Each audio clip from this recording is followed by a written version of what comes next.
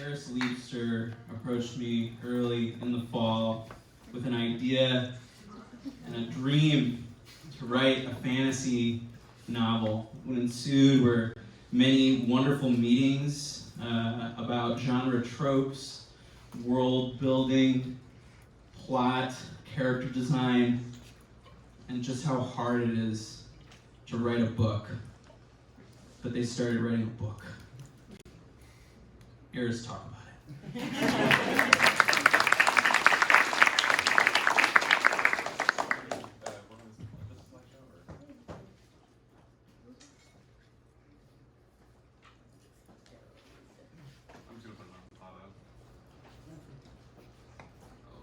Figure out how to do this. I swear I know how to do this. There we go. Basically, I've been working on I wouldn't really fully call it a novel. I would really call it more like a novel with only the cool parts. Because I'm not one for putting in all like the dilly-dallying in the middle. But this is also kind of like a placeholder title, because I didn't realize how to come up with the title until a week ago when Adam told me about it. So this is for now, this is Banner of Ash. It is a kind of high fantasy novel with a kind of like there's a lot of different like subtext, but there's like kind of like somewhat of a romance subplot. There's kind of like it's very queer. What else there about it? Yeah, basically kind of centers around this main character. Her name is Medea. It's spelled the original like Greek pronunciation Medea. She's a half elf. Sorry, let me actually go back. Basically, like, a big subplot of this is that these people are like blessed with I forgot the word for what they're called. Basically, they have like different like kind of classes per se. I guess is an example. Like for example, Medea, she has the ability to like wield fire. She's called a warlock. And I guess like in this world, there's like kind of like a negative connotation behind that because generally they're seen as like too powerful for their own good. But kind of in this, she's like kind of gonna hide it because generally they're pretty much killed upon the fact that they're found out. So she's kind of like lived like as an orphan. She's never knew her parents, and with that very obvious trope. So she's pretty much like the entire thing. She's kind of running around trying to save her own hide, but eventually she gets like caught by the police force in this, which are kind of I call them curators, because that was like kind of the thing behind the powers. So I think it was something book related. I'll probably look it up right now. But okay, I can just use it once. They're like kind of the police force. So either forced into it or voluntarily joined. It's like kind of like a negative connotation. Okay. Is it the space bar? Space bar, okay. I think this is auto scrolling. Maybe not. Oh, I didn't play it. That's why. There we go. Yeah, so basically this will go through like 5 slides of the different like main characters. There's the main character, Medea, obviously. It goes to like kind of like a description of the character and like a first-person-esque. But I guess once each character comes up, I'll explain them. For 3 of the characters, I commissioned art for from some other students here, from 2 students here, and from 1 friend in person. Sorry, from 1 online friend. And is Pi and or Ollie in here? There's Pi. There's Ollie. Thanks to you guys, I got some great art of the 2 characters. I guess I can skip forward now because this one's been on. This is by Ollie. Oh, yeah. That's Ollie's art picture.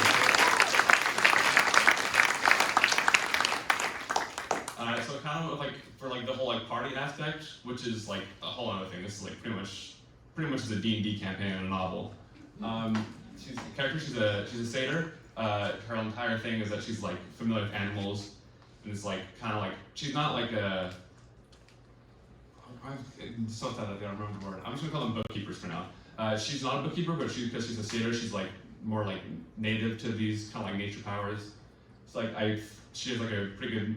She's an animal friend, which is a clouded leopard, and then she also is like she can summon like a falcon, and then she also has like a snake that usually is wrapped around her bicep and whatnot. And she's also missing, if you notice, she is missing her left arm, because I have a weird obsession with giving my characters physical disabilities, both in this and D&D, because I don't know why. But yeah, And then hopefully, next, I'll skip forward. Finalos, he's kind of like I didn't have the money to commission somebody for this, but he's kind of like a Titan man. He's 8 feet tall, and traditionally these Titan, they were descended from gods, but because of an uprising they had tried to stage, they lost the ability. And for Finalos, his thing that he lost was his voice. So he kind of grew around that. And so his entire thing is that he, with his 4 arms, he operates a musical instrument, which he blows into, and he gives them kind of tectonic powers. So allows them to form and malleate earth and whatnot, as you can see in, I think it's the 4th paragraph here, 3rd paragraph. There's only 3 paragraphs. And then that's his entire thing. Specifically, I guess I didn't have, because this is the only other character without art. Medea, she doesn't have art just because I love the idea of having the reader be able to permeate and just imagine a character how they would want to imagine them as.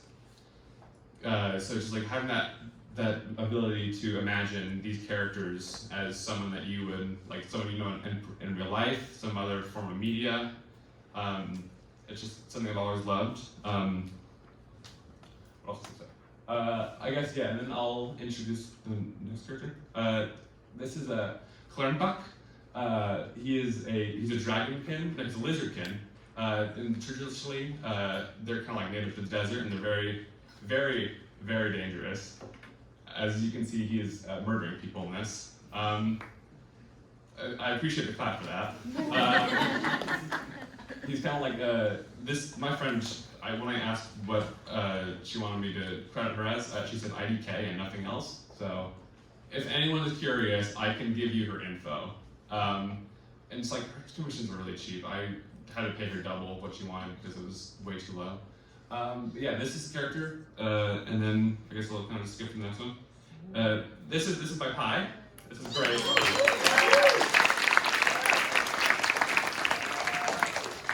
Pi was very fast with this, and I was very, very, very happy with it.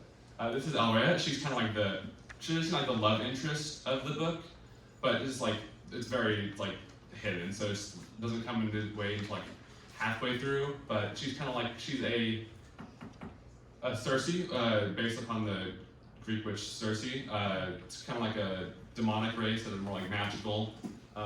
She is, I guess you can see her description. She's kind of a very what's the word? She's multiple personalities, both literally and rhetorically. So she's kind of a very chaotic love interest and just character in general. But I very much enjoyed writing about her because I think she's probably my favorite character, even over the main character. But yeah, I guess I can just go over the story very brief, which I think Adam passed out a bunch of papers amongst everybody. I don't know where they are, but they're probably amongst the crowd. It's from it printed weirdly, so I'm sorry about that. But it's about a short 3-ish pages of a certain chapter / scene in the book. It's very old, so it's not up to my current standards, but it was good enough. So I would encourage you. That's one of the scenes, from where the main characters all kind of meet together. What was I saying? I guess it's story. So the scene mainly is kind of the same thing. No, actually, it's not the same thing. Basically, the main character, she gets kind of captured by these bookkeepers, curators. She gets sent on a boat, and then she gets the boat gets intercepted, and then eventually she's on the boat, meets the love interest. She has a temperature tantrum, and blows a hole in the dragon the size of a nuke. And sends herself across the world. So, and that's about where this starts. And then after that, they kind of meet together, go on. Actually, I haven't written this part because I was not very good at keeping up a consistent writing schedule due to managing college. So it was kind of difficult to manage that, but I think I got pretty well. I pretty far from where I wanted. I have a pretty good idea of where I want it to go. It's going to go to kind of an underwater segment, and then on the quest, and then she's going to fall into a subplot area of Medea's past, that is. If I may, I think we're at about the time for Are we questions really? and answers. Damn, that was fast. Do you want to wrap up before we move into question and answer? I think I'm wrapped up. You're wrapped up. Well, thank you for the.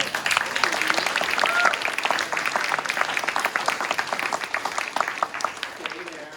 If you do have some questions for Eris about this work in progress, this novel, these characters, her process, please raise your hands and we have time to call. And I see, all right, yes, 6. Where will I be able to read this? It sounds fascinating. I was gonna have, I think probably in the future, I'll have maybe 1 or 2 copies of the entire draft thing, on the front desk. There are some very adult themes in that, so there'll be some sections where it's kind of TW'd, so if you want to skip through. But I will hopefully in the next week.